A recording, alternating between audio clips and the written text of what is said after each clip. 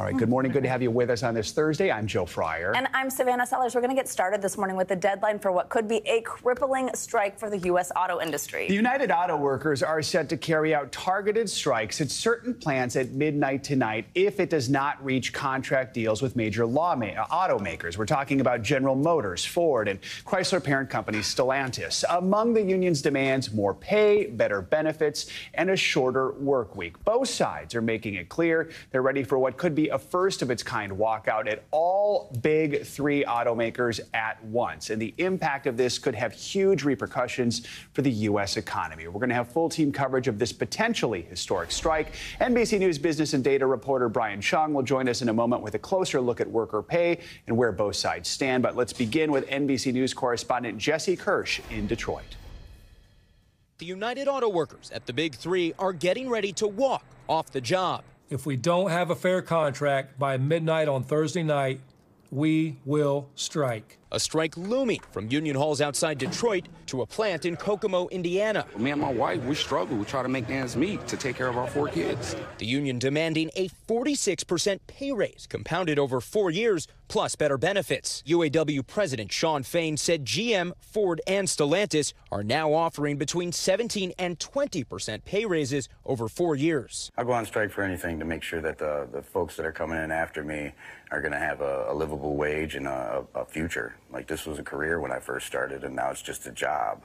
According to CNBC data, for U.S.-based auto workers, labor costs Tesla an estimated $45 an hour. Foreign automakers pay $55 to $60 an hour. But the Big Three shell out as much as $67 an hour. How much longer can union labor for your company be sustainable when you look at what other manufacturers are doing? We bet on America. We bet on the UAW. We believe that this is the right bet.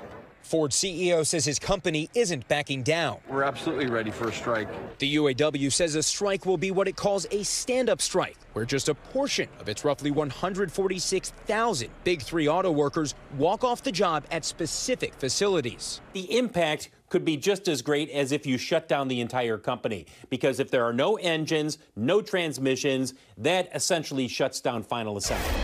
A stand-up strike would limit how many workers get strike pay. That can make the UAW's money last longer and drag out a strike.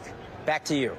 All right, Jesse, thank you so much. And now let's bring in NBC News business and data reporter Brian Chung on this. Hey, Brian, so wages are obviously this major sticking point, as they often are when a strike looms. But what else are they disagreeing on, and where does talk stand at this point? Yeah, well, let's talk about where we stand here when we talk about what the UAW is asking for. They're asking for a 46% wage bump that's compounded over the next 4 years. And the best available offer that we're aware of at this time was a 14.5% wage bump coming from Stellantis, the maker of Chrysler vehicles. In addition to that, the UAW is asking for automatic inflation adjustments. They've been saying the rising cost of living is the reason why they're asking for such an aggressive number, whereas a lot of the automakers have offered a one-time bonus payment. And the last sticking point that we're talking about here, a 32-hour work week. That is something the UAW has been asking for instead of a 40-hour work week. Instead, the offers from the automakers as of right now would be to offer Juneteenth as a paid holiday. That might amortize maybe a shorter work week over the 52-week period. But again, you can see just how far apart they are, at least as of right now, that we're aware of. So, Brian, how do auto workers fare compared with some other workers in the economy? Yeah, well, naturally, if they're asking for that aggressive of a number in terms of wages, well, it begs the question, how far do they lag behind the broader industry? Well, if we take a look at the overall economy, right, we've seen that the average wages for the American worker is $33.82 an hour. In the motor vehicle parts and workers industry, which, by the way, covers both union and non-union work, that's only $27.99. Now, again, what we're looking at here is kind of a pre-pandemic 2019 to 2023 period. We've seen wages grow by about 14% in this industry, roughly 15%. We've seen the overall worker wages increase by 19%, so they're lagging. But we have to remember, inflation over this period has been 17%. That underscores a big reason why these motor parts, the automotive workers have been asking for such an aggressive wage increase. So, Brian, just sort of reading the tea leaves for us, I mean, how likely are we to see this strike by this time tomorrow? Yeah, well, it doesn't look good right now. And one last point I want to bring up here is just kind of talking about the CEO pay median worker bit. What we've seen from the UAW is strong rhetoric and saying we feel like we deserve more money because the companies have done very well. The CEO at GM over the 2018 to 2022 period, their pay has gone up by over 30%. At Ford, 18%. Take a look at the median worker over that period of time. Again, a big UAW talking point, only 3% during that period of time, 16% over at Ford. Stellantis, we don't have that data because they are a Netherlands-based company. They're actually based in Amsterdam. So because of that, we don't have those figures there, but their CEO pay is quite high as well. All right, Brian Chung, as always, we appreciate you. Thanks so much.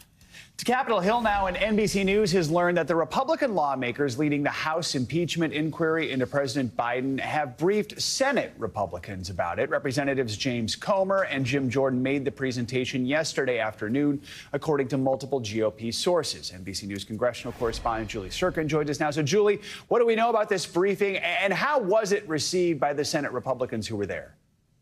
Yeah, hey, good morning, Joe. Well, look, my colleague and I spoke to half a dozen senators who were in that room who heard the presentation from James Comer and Jim Jordan, who McCarthy had tasked with leading this impeachment inquiry into the president. And I got to tell you, they're really warming up to this idea. Now, the meeting was focused on logistics, on process. There was a lot of procedural questions, including timeline.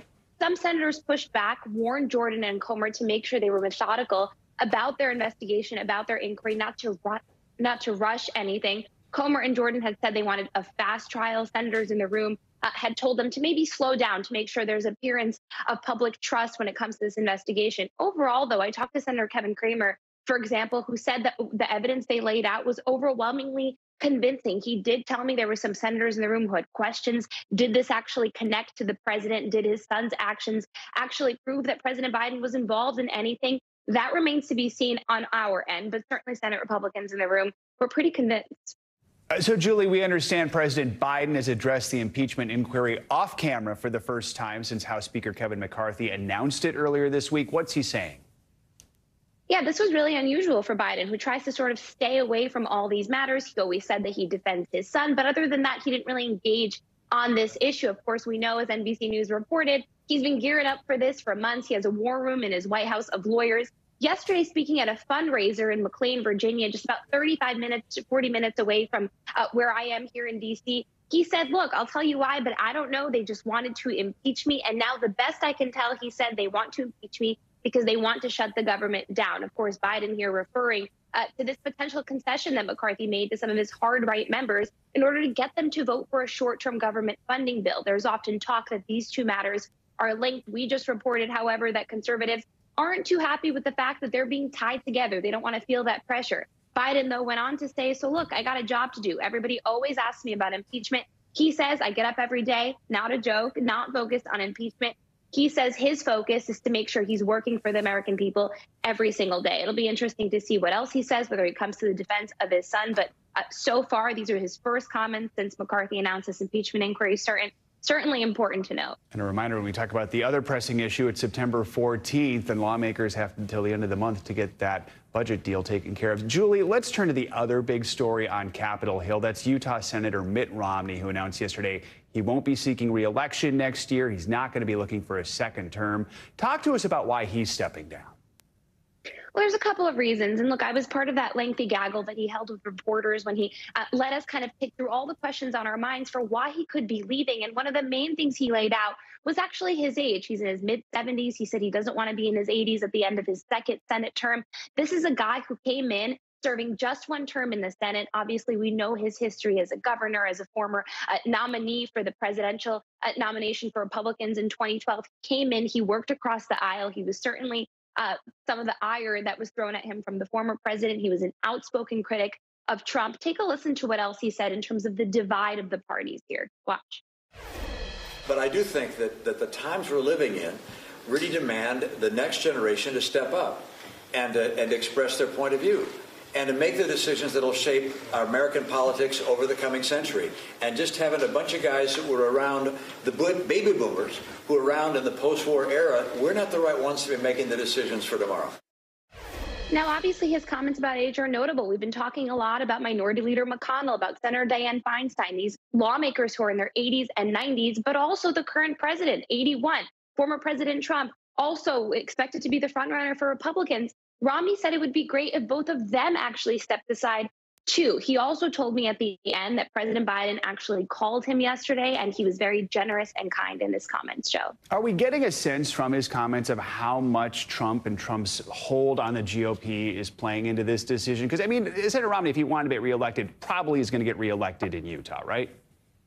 Absolutely. And he said as much. He said that he had no concerns that he would get reelected. He touted his poll numbers in the state as well. Look, certainly the former president has something to do with it here, right? Romney has often talked about, including in a book that's set to come out about his biography in a couple of months, how he was the only one in public really going out on a limb, talking about the former president, being honest about the former president. And certainly some of that played into his decision, whether he wants another cycle of that if the former president was back in the White House. But on that token, Joe, just really quickly, I actually asked him, wouldn't it be better if he had stayed in the Senate to be that voice? And he said there's plenty of people who can do that on his behalf. There's many people who can step up and also work across the aisle. And by the way, he thinks that young Republicans differ from that MAGA wing, those MAGA supporters that the former president certainly has a firm grip on.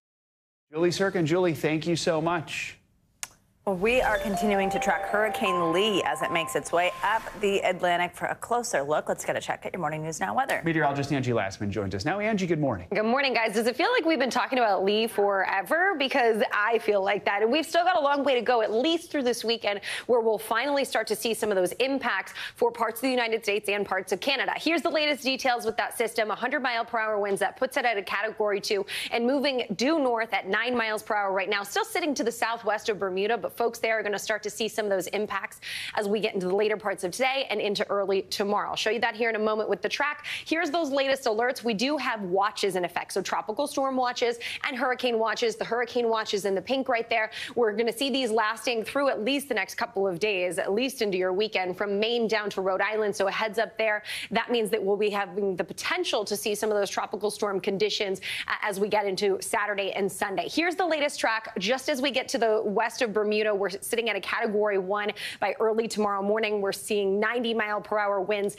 Just a note, parts of the southeast, you're going to continue to see that really rough surf along the coast. The coastal erosion is going to be an issue, as well as those elevated rip current risks. That's going to be something we deal with at least for the next couple of days. So staying out of the water is going to be really a good bet here for the extended period. Now, when we talk about the direct impacts, it still does include parts of that track, extreme portions of eastern Maine, down east Maine. We're going to see places like Bar Harbor to Halifax, still in the potential to see the center of that system come on shore. But notice the impacts are far-reaching when we talk about tropical storm force winds.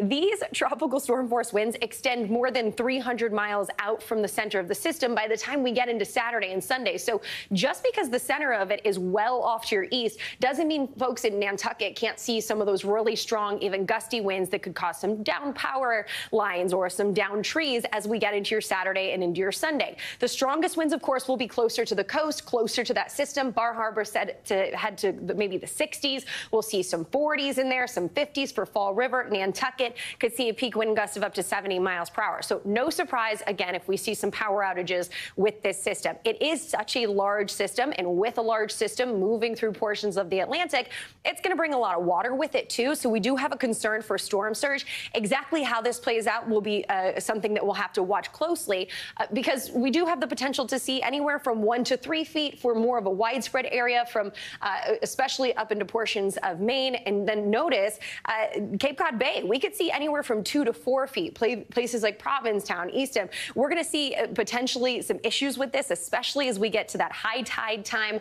We'll see places like the Fundy Bay, that has the highest tides in the whole world. And the system's going to move on shore right near there. So we'll have to watch and see exactly how those dynamics play out. Rain, really the least of our concerns with this, but we still could see places down East Maine getting up to maybe 5 inches. So we'll see the flooding concerns possible.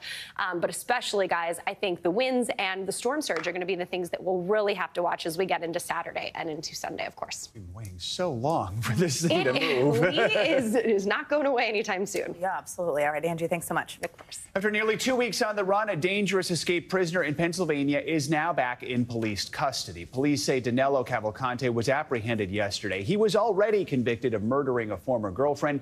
Now he faces additional charges for the manhunt that received national attention, putting a community on edge. NBC News correspondent George Solis has been on this from the beginning. He joins us now from the location where they captured Cavalcante yesterday in Pennsylvania. George, good morning. So he's now back in custody. Recap for us how this all unfolded about 24 hours ago.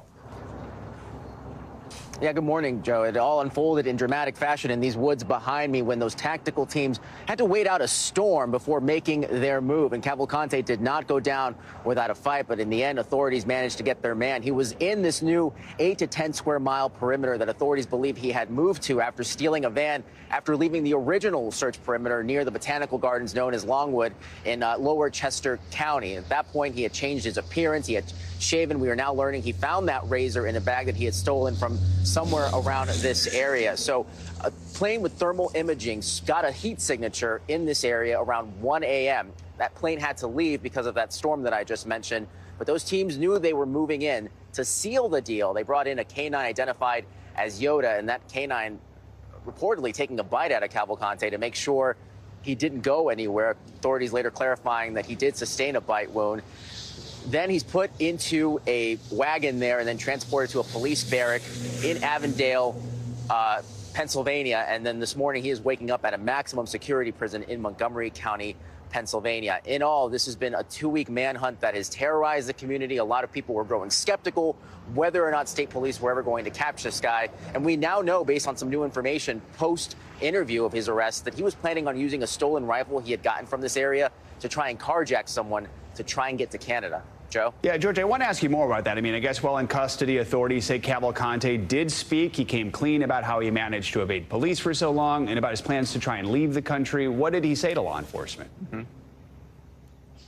Yeah, these are some of the big questions that a lot of people had. How did he survive in these woods for as long as he did? And he told authorities in that post-arrest interview that he found watermelon from a nearby farm and was eating that. He hid waste in strategic areas to make sure he wouldn't go detected. He drank water, as a lot of us assumed here, since there are a lot of creeks, from the areas around here. And then he just moved around at night. Of course, we all know that it was really, really hot during the search days and especially on the onset of those days. So maybe the thermal imaging wasn't working yet. Authorities really haven't cleared that component of it up. But he was obviously moving around very strategically. But authorities knew that he would eventually make a mistake. They would hope that he would eventually slip up. And it seems that once he got into this new location, had stolen that rifle, it was really just a matter of time. So again, very interesting details as far as where he got the razor to change his appearance, how he survived out here, and where he was basically holed up until the very moment of his capture, Joe. And George, police say Cavalcante is supposed to appear in court later this month. Real quickly, what's next for him?